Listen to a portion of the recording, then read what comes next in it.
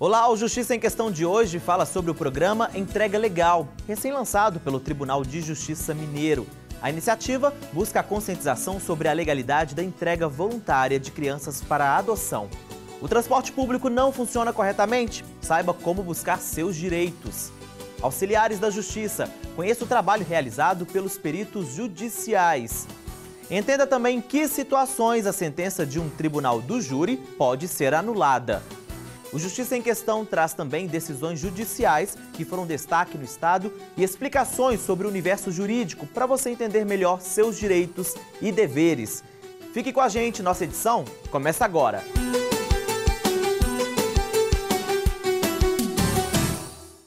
Passageiro também é consumidor. E quando o serviço de transporte público não é oferecido de forma adequada, ele pode e deve buscar valer seus direitos. Veja só.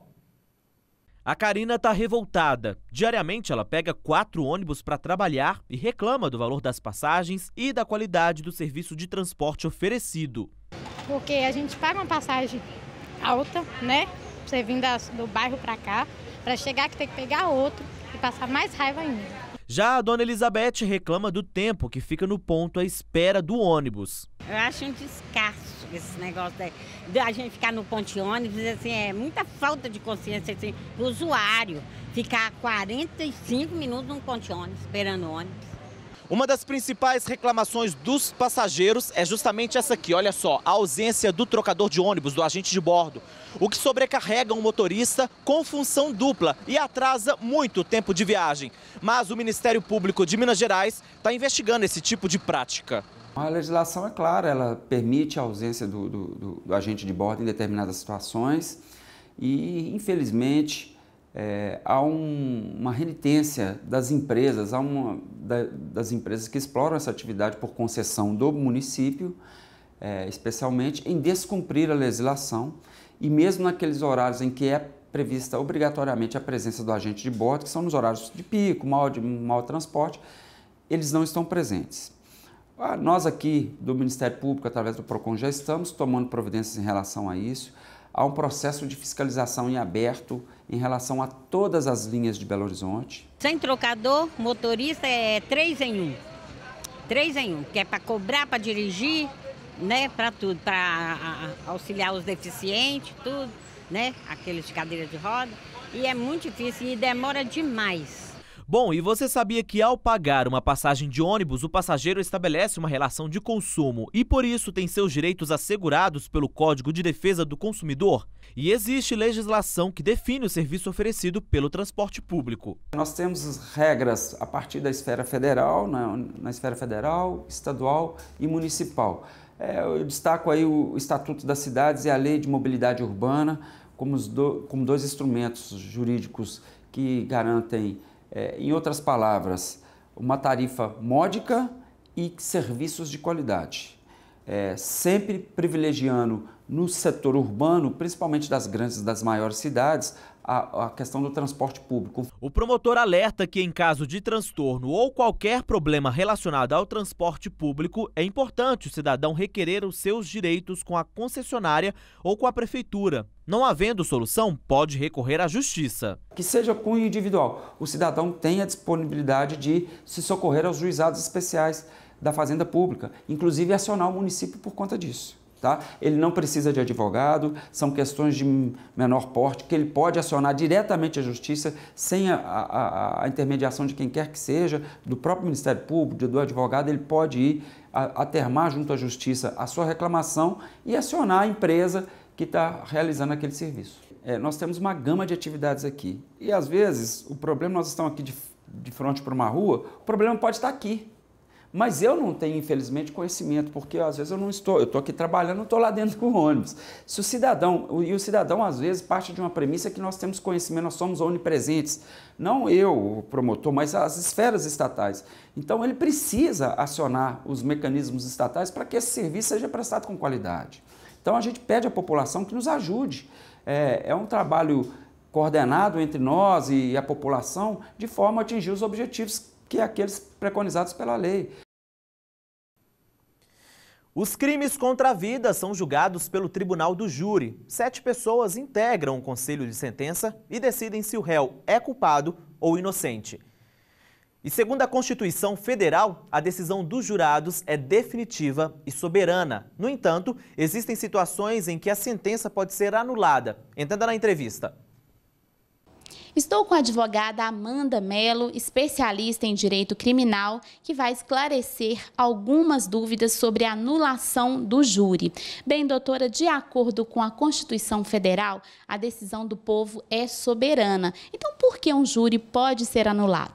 Pois bem, embora a Constituição Federal ela traga esse status de soberania para os julgamentos previstos no Tribunal do Júri, qual seja aquele julgamento para julgar os crimes dolosos contra a vida, existem algumas hipóteses em que esse julgamento ele pode ser anulado pelo Tribunal de Justiça. A mais comum e mais conhecida é quando a decisão do Conselho de Sentença ela for manifestamente contrária à prova dos autos, ou seja, através daquele julgamento, se for percebido tanto pela defesa, tanto pela acusação, de que aquela sentença ela foi contrária a tudo que foi produzido, né, o conteúdo probatório produzido durante a instrução e até mesmo na sessão plenária, esse julgamento ele pode ser, sim, anulado.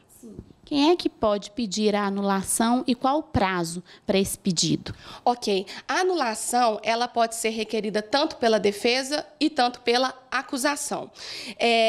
As hipóteses de pedido de anulação elas devem ser manejadas através da interposição do recurso de apelação. Ao final da sessão plenária, tanto o Ministério Público ou a defesa podem requerer esta apelação, fazer o pedido, né, para poder recorrer para o Tribunal de Justiça, e esse prazo é o prazo previsto de 5 dias.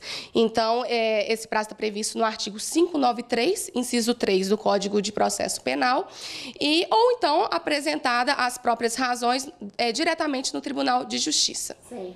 Quais as consequências dessa anulação?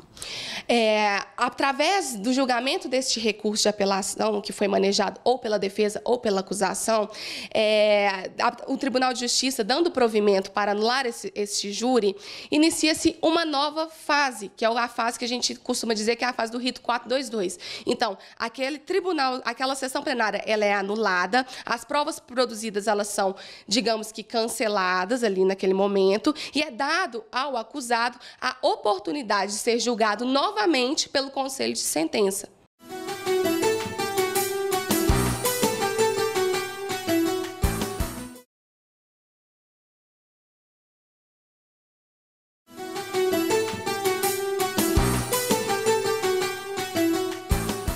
Quando um juiz necessita de uma informação técnica para julgar um processo, ele determina que seja realizado um laudo pericial.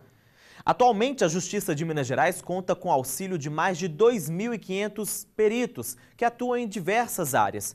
Veja na reportagem como esses profissionais atuam e como são cadastrados. O Marcelo é engenheiro mecânico e se especializou em perícia. Há 21 anos, ele trabalha como engenheiro perito judicial. O trabalho de perícia é solicitado pelo judiciário nos processos em que é necessário consultar um especialista sobre determinado assunto. O perito judicial, ele é nomeado pelo juiz diante de uma demanda que ocorre perante uma discussão entre as partes, o autor e réu. O autor promove a ação, o réu, geralmente na sua contestação, discorda e uma das partes ou as duas partes solicitam ao juiz o deferimento de uma perícia. O juiz deferindo a perícia, ele nomeia o perito e as partes apresentam os quesitos, que são as perguntas que o perito vai responder para poder nortear o trabalho dele também. E ele marca, no caso da engenharia, tem muita diligência. Toda perícia gera uma diligência, gera ao local, né? Você vai verificar o estado de uma construção, ou vai verificar o estado de um veículo, ou avaliação de uma indústria. São diversas demandas que existem. Segundo ele, quando os processos ainda eram em papel, uma perícia demorava até 3 anos para ser finalizada. Hoje, com o processo digital, é possível finalizar em menos de 1 ano. Hoje em dia, já, com o PJE, Processo Judicial Eletrônico, a partir de 2015, embora os peritos tiveram acesso somente ao processo eletrônico diretamente no PJE, a partir de julho deste ano, diante da solicitação do IBAP-MG ao Corredor Geral, que nos atendeu prontamente, nós fomos inseridos, criado um perfil para o perito no PJE, que nós temos acesso direto ao processo e já enviamos nossa proposta, nosso laudo, nossas manifestações.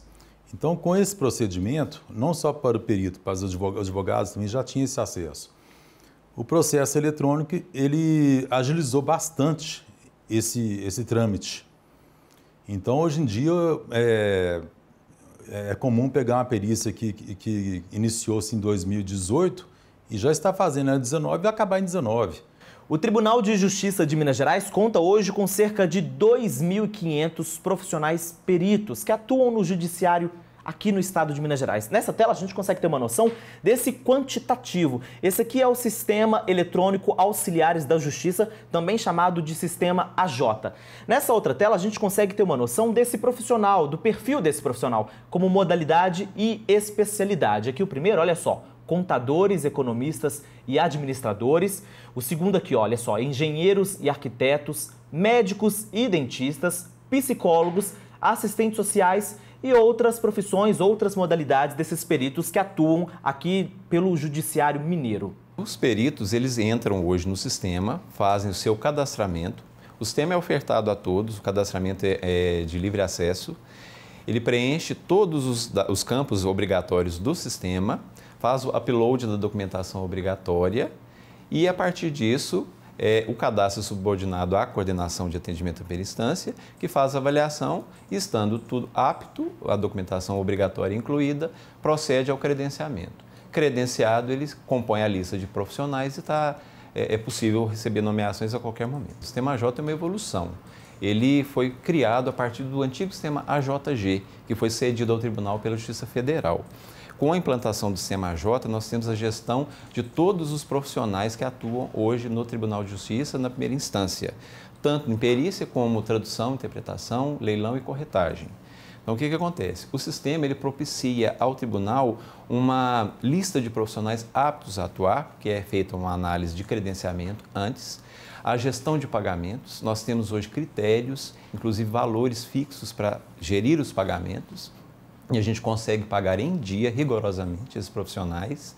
E podemos dar segurança também de que aqueles profissionais que vão atuar são apenas profissionais previamente selecionados. O coordenador da COAT explica quando é que o Estado arca com os custos de uma perícia e quando o serviço deve ser pago pelo cidadão. Quando o processo é amparado pela gratuidade de justiça, o tribunal arca com essa despesa.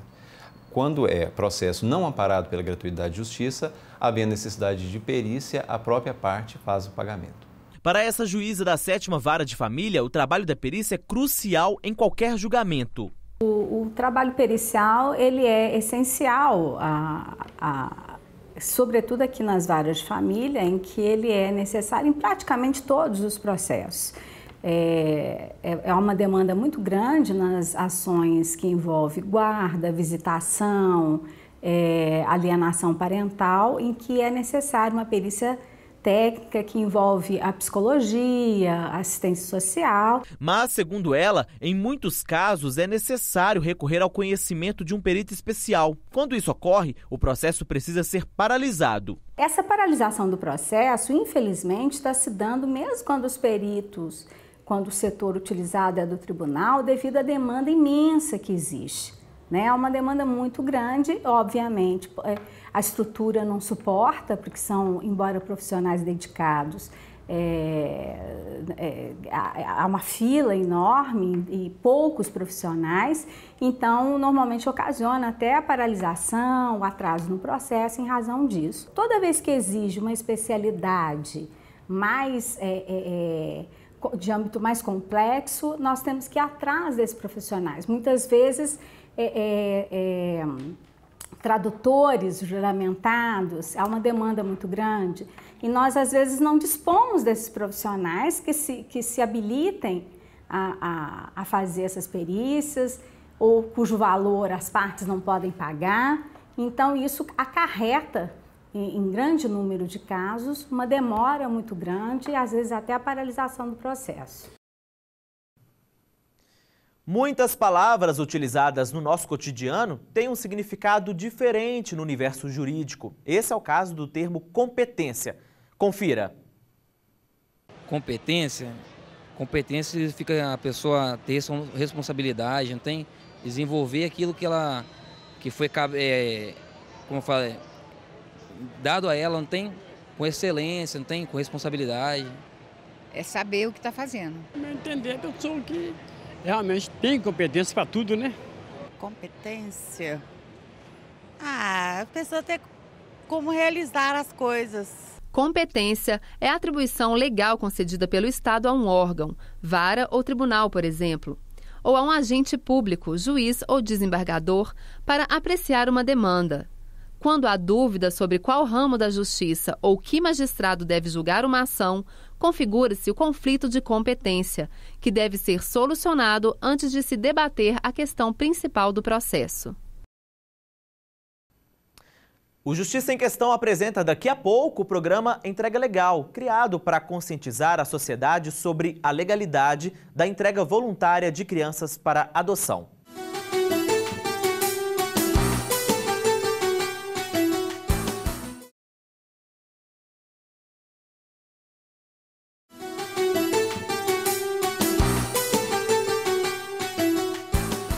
Você está assistindo ao Justiça em Questão.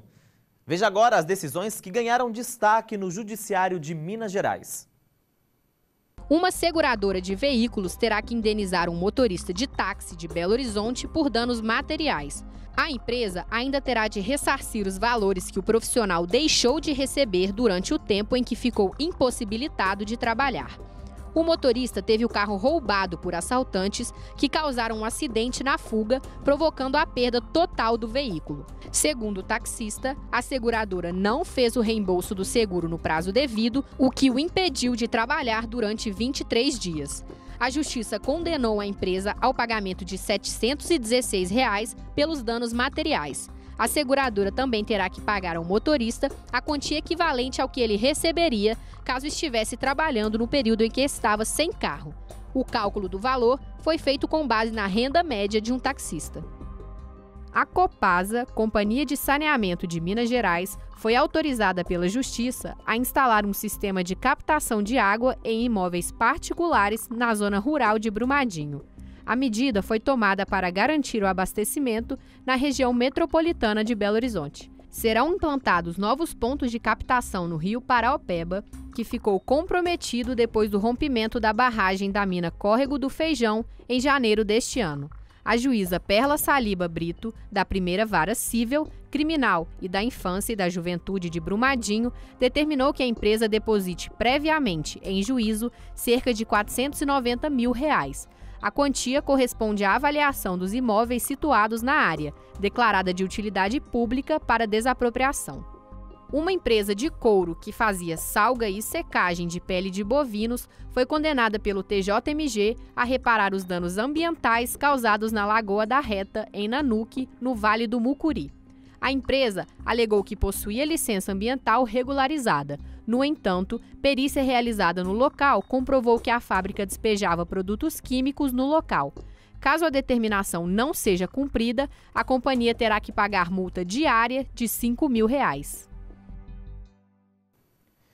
Chegou a hora de responder a mais uma dúvida dos telespectadores no quadro Seu Direito. A pergunta de hoje foi enviada pela Maria Soares.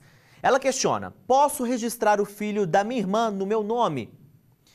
Maria, nós convidamos a advogada Marina Lemos Teixeira para responder a sua dúvida. Maria, infelizmente, tenho uma notícia para você. Você não pode registrar o filho da sua irmã no seu nome. Como você bem mesmo disse, ele é filho da sua irmã. Então, é a sua irmã que pode registrar ele. Inclusive, registrar filho de outro no nome é crime. Isso a gente não pode fazer. O que existe hoje em dia é a paternidade ou a maternidade socioafetiva. Né? Então, vamos supor, eu fui mãe muito nova e aí o pai biológico da criança, ele nunca exerceu o papel de pai, sumiu no mundo e tudo. Aí eu arrumei um companheiro e o companheiro exerceu esse papel de pai. A gente chama essa forma de paternidade socioafetiva. Então, esse pai socioafetivo, ele pode pedir uma adoção unilateral, mas simplesmente ir lá e registrar uma criança no nome de outra pessoa, isso não é possível, isso é crime. Você quer que o Justiça em Questão responda a sua dúvida? Envie a pergunta para o nosso e-mail justiçaemquestão, tudo junto e sem acento, @tjmg.jus.br ou pelo WhatsApp 319-8462-1532. Você também pode deixar seu comentário no nosso canal no YouTube. O endereço é youtube.com/Justiça em Questão. O Tribunal de Justiça de Minas Gerais lançou o programa Entrega Legal para conscientizar a sociedade sobre a legalidade da entrega voluntária de crianças e recém-nascidos para a adoção.